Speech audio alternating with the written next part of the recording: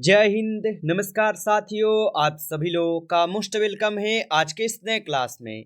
साथियों, आज के इस क्लास में हम सभी लोग जो है पढ़ने वाले हैं एसएससी एमटीएस के एग्जाम के लिए साथियों 100% आने वाले प्रश्नों को, जो कि साथियों आपके एसएससी एमटीएस के एग्जाम के लिए काफ़ी इंपॉर्टेंट हैं।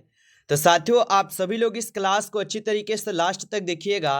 और साथियों, जिनका भी पेपर अभी तक नहीं हुआ है, साथियों ये आपके लिए रामबाण क्लास है। तो साथियों, आप अच्छे से इन सभी प्रश्न को याद करके जाइएगा।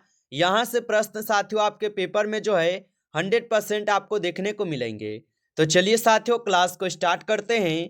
उनसे पहले यदि आप इस चैनल पे पहली बार जुड़ रहे हैं तो साथियों आप जो है इस चैनल को सब्सक्राइब कर लीजिए। और सब्सक्राइब करके साथियों आप ऑल नोटिफिकेशन को ऑल पे दबा के जुड़ जाइए, जिससे कि जब भी कोई नई क्लास हो सबसे पहले क्लास का नोटिफिकेशन आपके पास जो है साथियों पहुंच सके। तो आप इस चैनल को सब्सक्राइब कर लीजिए। साथ ही साथ आप जो है इस क्लास को भी साथियों लाइक जरूर कर लीजिएगा। तो चलिए क्लास को स्टार्ट करते हैं और देखिएगा साथियों क्वेश्चन क्या दिया गया है। साथियों क्वेश्चन दिया गया है कि किस विटामिन को साथियों सूर्य का विटामिन कहा जाता है। बताएंगे साथियों। ये सभी क्वेश्चन साथियों काफी इंपॉर्टेंट और सिलेक्टेड क्वेश्चन लिए हैं, जो कि आपके पेपर में साथियों 100% जो है ये सभी प्रश्न साथियों आपके पूछे जाएंगे। तो आप अच्छे से इन सभी प्रश्न को याद कर लीजिएगा और बताइए साथियों कि किस विटामिन को साथियों सूर्य का विटामिन कहा जाता है। तो याद रखेंगे साथियों, यहाँ पे विटामिन डी को कहते हैं। ऑप्शन यहाँ पे साथियों डी आपका सही जवाब हो जाएंगे इस क्वेश्चन का आंसर। अगला प्रश्न देखेंगे साथियों। प्रश्न दिया गया कि आर्यभट्ट ने किस क्षेत्र में योगदान दिया था। बताइए साथियों कि आर्यभट्ट ने किस क्षेत्र में योगदान दिया था। तो याद रख लेंगे साथियों, आर्यभट्ट जो है यह दिए हुए थे साथियों आपके गणित क्षेत्र में। ऑप्शन यहाँ पे बी सही जवाब है, गणित में दिए थे साथियों, याद रखेंगे। अगला प्रश्न देखिएगा साथियों कि भारत का पहला परमाणु रिएक्टर कौन सा था। बताएंगे साथियों कि भारत का पहला परमाणु रिएक्टर कौन सा था। तो याद रखेंगे साथियों, भारत का पहला परमाणु रिएक्टर जो है साथियों यहाँ पे आपके अप्सरा हो जाएंगे। ऑप्शन बी कीजिएगा सही जवाब, अप्सरा हो जाएंगे। चलिए अगला प्रश्न देखेंगे साथियों कि 3 रंगों वाला राष्ट्रीय ध्वज सबसे पहले जो है साथियों किसने फहराया था। बताइए साथियों, तो 3 रंगों वाला राष्ट्रीय ध्वज सबसे पहले किसने फहराया था। तो याद रख लीजिएगा साथियों, सबसे पहले फहराए हुए थे मैडम भिखांजी कामा ने। ऑप्शन यहाँ पे आप लोग का डी सही जवाब है साथियों, याद रखिएगा आप सभी लोग। अगला प्रश्न साथियों कि संविधान सभा के अध्यक्ष साथियों कौन थे। चलिए बताएंगे साथियों, ये सभी क्वेश्चन जो है साथियों काफी इंपॉर्टेंट और वीवीआई सेलेक्टेड क्वेश्चन है, जो कि साथियों आपके पेपर में जो है 100% साथियों ये सभी प्रश्न आपको पूछे जाएंगे। तो आप अच्छे से इन सभी प्रश्न को जरूर याद कर लीजिएगा। और बताइए साथियों कि संविधान सभा के अध्यक्ष कौन थे। तो याद रख लीजिएगा साथियों, डॉक्टर राजेंद्र प्रसाद थे। ऑप्शन ए यहाँ पे आप लगा रहे हैं तो सही जवाब है डॉक्टर राजेंद्र प्रसाद। अगला प्रश्न साथियों कि ब्लैक होल जो है साथियों क्या है। बताइए आप सभी लोग, तो ब्लैक होल जो है साथियों ये क्या होगा। तो याद रखेंगे साथियों, ब्लैक होल जो है ये आप सभी लोग का अत्यधिक गुरुत्वाकर्षण क्षेत्र होगा। ऑप्शन यहाँ पे सी सही जवाब है साथियों, आप सभी लोग जो है याद रखेंगे। अगला प्रश्न देखिएगा साथियों कि विश्व का सबसे बड़ा महासागर कौन सा है। चलिए बताएंगे साथियों, तो विश्व का सबसे बड़ा महासागर कौन सा है। तो याद रखिएगा साथियों, विश्व का सबसे बड़ा महासागर जो है यहाँ पे साथियों प्रशांत महासागर है। ऑप्शन डी कीजिएगा सही जवाब, प्रशांत महासागर। अगला प्रश्न देखेंगे साथियों कि किस मुगल शासक ने ताजमहल बनवाया था। बताएंगे साथियों कि किस मुगल शासक ने ताजमहल बनवाया था। तो याद रखेंगे साथियों, ताजमहल जो है शाहजहां के द्वारा बनवाए गए थे। ऑप्शन सी सही जवाब है, शाहजहां के द्वारा। अगला प्रश्न साथियों कि चंद्रयान 3 मिशन किस वर्ष जो है लॉन्च किया गया। चलिए बताएंगे साथियों, तो चंद्रयान 3 मिशन जो है ये किस वर्ष लॉन्च किया गया। तो साथियों आप याद रखेंगे, यह लॉन्च किए गए थे साथियों आपके 2023 में। ऑप्शन यहाँ पे सी सही जवाब है, 2023 में लॉन्च किए गए थे। अगला प्रश्न देखेंगे साथियों कि स्वतंत्र भारत के पहले गवर्नर जनरल कौन थे। बताइए साथियों, तो स्वतंत्र भारत के पहले गवर्नर जनरल कौन थे। तो याद रखेंगे साथियों, स्वतंत्र भारत के पहले गवर्नर जनरल थे आपके यहाँ पे लॉर्ड माउंटबेटन। ऑप्शन ए यहाँ पे सही जवाब है साथियों, लॉर्ड माउंटबेटन होगा। अगला प्रश्न है कि माउंट एवरेस्ट की ऊंचाई जो है साथियों लगभग कितनी है। चलिए बताएंगे साथियों। तो माउंट एवरेस्ट की ऊंचाई लगभग कितनी है, तो याद रख लीजिएगा साथियों, माउंट एवरेस्ट की जो ऊंचाई है लगभग साथियों 8,848 मीटर हो जाएंगे। ऑप्शन यहाँ पे आपका 20 सही जवाब है साथियों, याद रखेंगे। अगला प्रश्न यहाँ पे कि भारत में सबसे अधिक चीनी उत्पादन किस राज्य में साथियों जो है होता है, बताइए साथियों।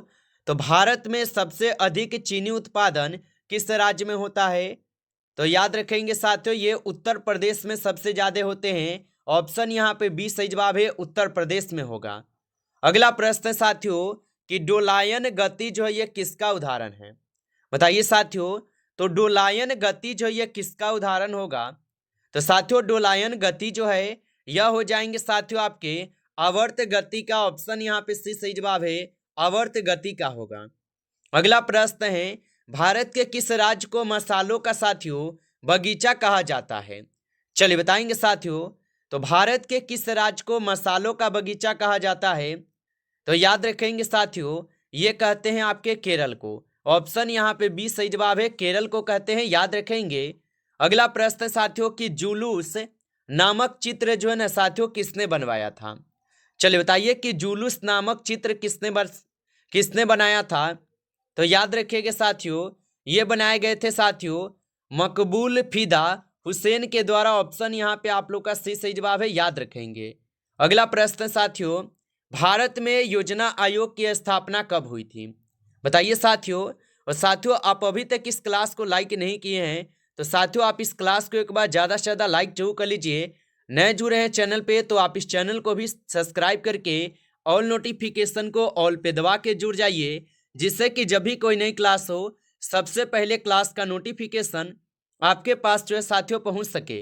तो आप इस चैनल को सब्सक्राइब कर लीजिए। चलिए फिर यहाँ पे देखते हैं साथियों क्वेश्चन क्या है। साथियों क्वेश्चन के दिया गया है भारत में योजना आयोग की स्थापना जो है कब हुई थी, तो याद रखेंगे साथियों भारत में योजना आयोग की स्थापना 1950 में होता है। ऑप्शन यहाँ पे आप लोग का 20 सही जवाब है साथियों, 1950 में हुआ था। अगला प्रश्न है कि डीटीपी का पूरा नाम क्या है, बताइए साथियों यहाँ पे कि डीटीपी का पूरा नाम क्या हो जाएंगे। तो साथियों यहाँ पे आप इस क्वेश्चन का सही जवाब ऑप्शन यहाँ पे सी करेंगे, सही जवाब साथियों ऑप्शन यहाँ पे सी सही जवाब है। अगला प्रश्न है कि किस राष्ट्रपति ने आपातकाल घोषित जो साथियों किया था, चलिए बताएंगे साथियों कि किस राष्ट्रपति ने आपातकाल जो है साथियों घोषित किए थे। तो आप याद रख लीजिएगा साथियों ये किए थे फखरुद्दीन अली अहमद ने। ऑप्शन यहाँ पे साथियों सी आपका सही जवाब है, फखरुद्दीन अहमद अली किए थे। ऑप्शन यहाँ पे सी सही जवाब है। अगला प्रश्न साथियों कि भारत का पहला नागरिक पुस्तक क्या है, पुरस्कार कौन सा है, बताइए साथियों।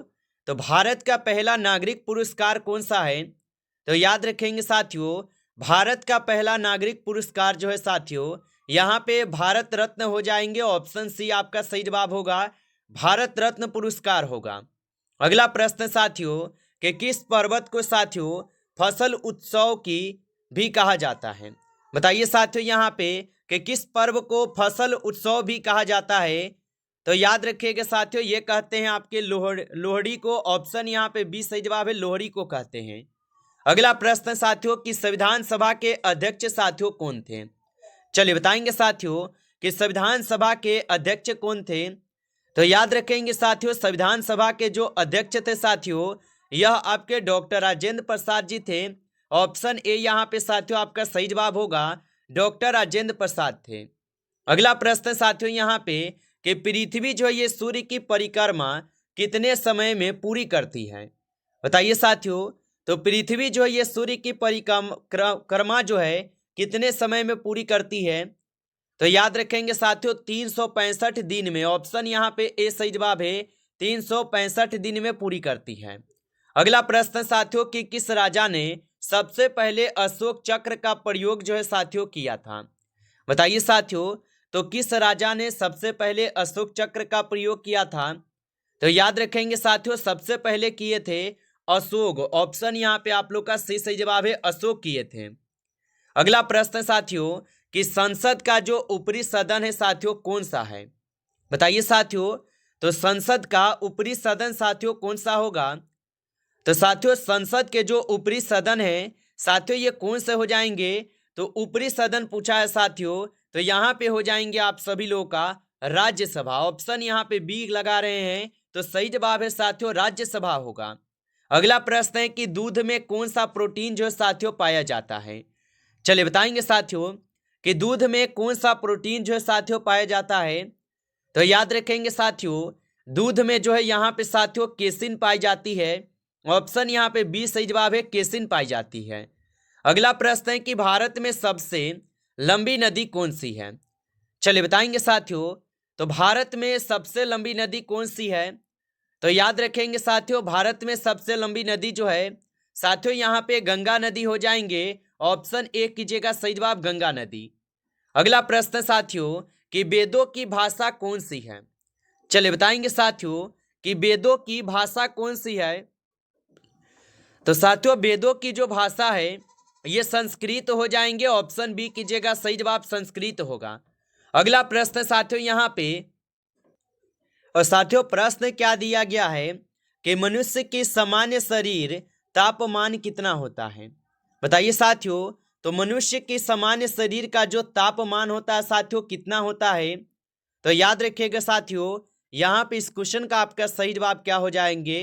तो यहाँ पे इस क्वेश्चन का सही जवाब 98.6 डिग्री फ़ारेनहाइट हो जाएगा। ऑप्शन बी करेंगे सही जवाब साथियों, ऑप्शन बी सही जवाब है। अगला प्रश्न यहाँ पे दिया गया है